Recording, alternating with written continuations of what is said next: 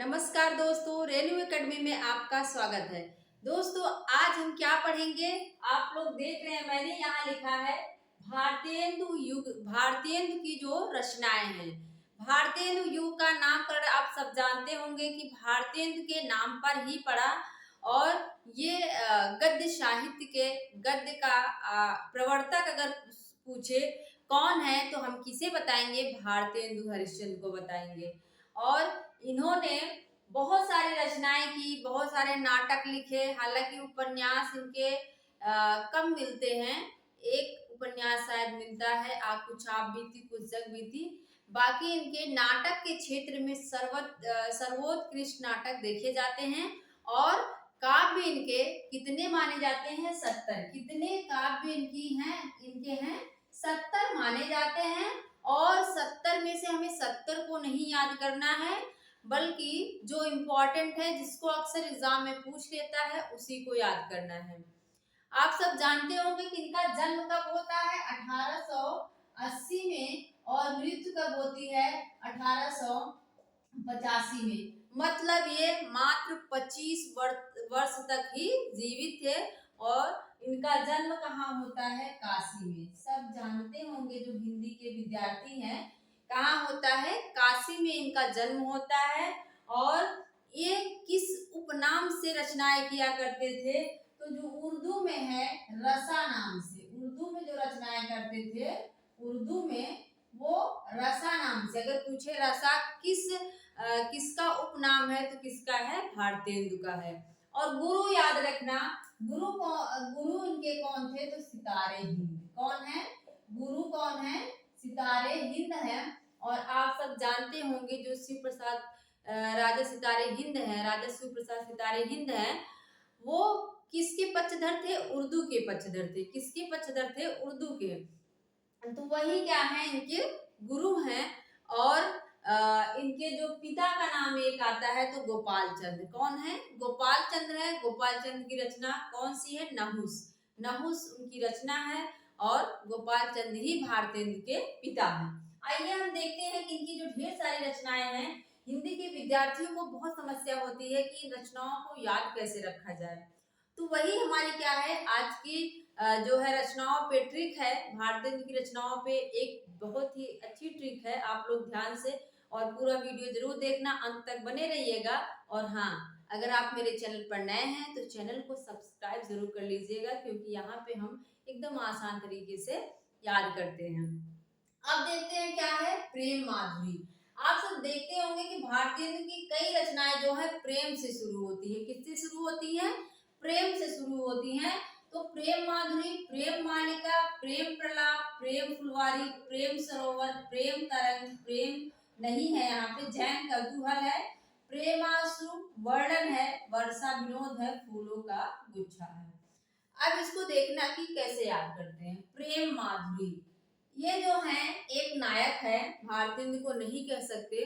एक नायक है जो किससे प्रेम करता है? माधुरी नाम की लड़की से। ये सिर्फ हमारी क्या है? ये ट्रिक है, ठीक है। अब कोई माधुरी हो तो ये मत कहना कि मुझे क्यों ऐसे कह रही है, तो ऐसा कुछ नहीं है। तो प्रेम माधुरी, एक नायक है, एक व्यक्ति है जो माधुरी से बहुत प्रेम करता है। कैसे? एक मलिका की तरह। जैसे एक मलिका से, जैसे एक माली जो है फूलों से प्रेम करता है, वैसे ही क्या है? वो माधुरी से प्रेम करता है। कैसे? माली की तरह, मतलब मलिका की तरह। और प्रेम में प्रलाप भी करता है। प्रलाप मतलब वो प्रेम में क्या करता है? प्रलाप करता है, उनको लेके कहीं जाता है। कहाँ जाता है? जहाँ फुलवारी है। कहाँ जाएगा? प्रेम में क्या करते हैं? फुलवारी जहाँ पे रहती है, कहीं पे नदी रहता है, झरना रहता है, तो वहां पे सब घूमने जाते हैं। तो वही क्या है? यहाँ पे कहाँ जाते हैं? फुलवारी में प्रलाप करने। कहाँ जा रहे हैं? फुलवारी। और वहाँ सरोवर भी है, सरोवर के पास भी सब जाते हैं घूमने। फुलवारी के पास क्या है? सरोवर है। और वहीं पे तरंगे भी हैं। सरोवर में ही तो तरंग होगी ना। तरंगे कहाँ है? सरोवर में है तरंगे। इसके बाद वहीं पे कोई कौतूहल हो जाता है। एक जन है, एक जन आते हैं, जैन को जन कर लो, एक जन आते हैं और कुछ कुतूहल कर देते हैं, जिसकी वजह से नायिका जो है, जो माधुरी है, वो डर जाती है और अश्रुवर्षण करने लगती है।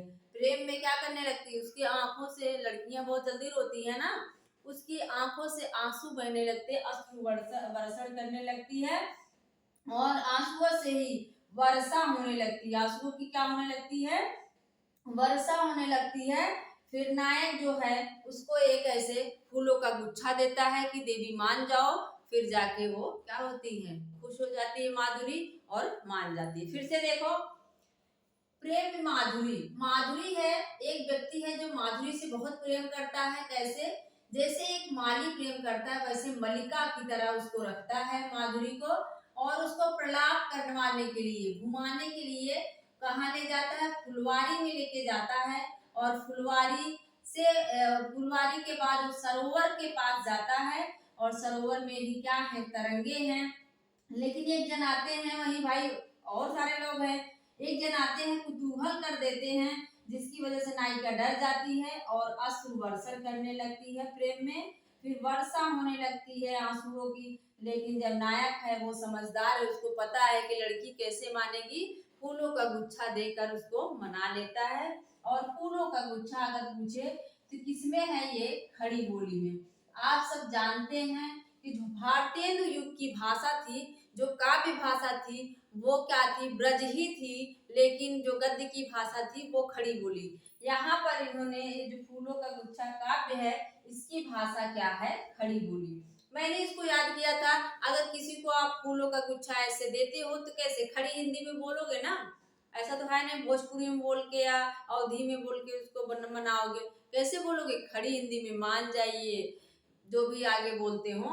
इसके बाद हम देखते हैं कौन है, इधर सब भक्ति से संबंधित रचनाएं ज्यादातर हैं, इसको भक्ति से रिलेट करके याद करेंगे। उत्तरार्ध भक्तमाल क्या है, ये भक्तमाल नाभादास की जो रचना है भक्तमाल, उसके ऊपर आधारित ये रचना है इनकी, उत्तरार्ध भक्तमाल। क्या है, उत्तरार्ध भक्तमाल। गीत गोविंदानंद बहुत पूछी जाती है, इसको ध्यान से देखिए। इसके बाद है कृष्ण चरित, दान लीला, प्रात समीरन, वेणु गीत। फिर है बंदर सभा, विजय वल्लरी, नए जमाने की मुकरी और रिपुनाष्टक। अगर सिर्फ मुकरियां पूछता है तो आप लोग अमीर खुसरो को लगाओगे, लेकिन नए जमाने की मुकरिया, क्योंकि आधुनिक काल में कौन है, भारतेंदु है। आधुनिक काल मतलब नया, नया जो जमाने की मुकरिया है, तो कौन लिखेगा, किसकी रचना होगी, भारतेंदु की होगी।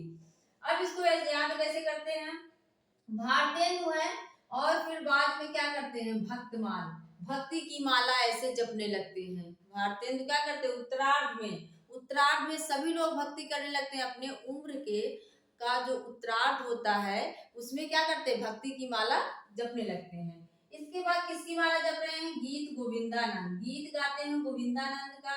और उसमें गोविंद ही कौन है, कृष्ण चरित। उस गीत में क्या कर रहे हैं, गोविंद कृष्ण को गा रहे हैं, उनका चरित गान कर रहे हैं। और फिर दान भी देने लगते हैं। उत्तरार्ध में क्या होता है, दान भी देने लगते हैं, दान पुण्य करते हैं। और सुबह प्रातः समीरन, ये सारी चीजें वो सुबह ही करते हैं, प्रातः होते ही प्रातः समीरन, वेणु गीत भी गाते हैं। और बंदर सभा, बंदरों की सभा भी बुलाते हैं, बंदरों से प्रेम भी करते हैं, जानवरों से प्रेम करते हैं। और विजय वल्लरी, उनके घर के सामने क्या है, विजय की वल्लरियां लगी हुई है, वल्लरी लगी हुई है, नए जमाने की मुकरी। और लास्ट में क्या होता है, इंसान नष्ट हो जाता है, रिपुनाष्टक। क्या हो जाएगा, इंसान नष्ट हो जाएगा, रिपुनाष्टक। देख लो, भारतेंद्र जो है उत्तरार्ध में आके भक्त की माला जपने लगते हैं। किसकी माला जपते हैं, गीत गोविंदानंद की। और गोविंद ही क्या है, कृष्ण है, कृष्ण चरित्र।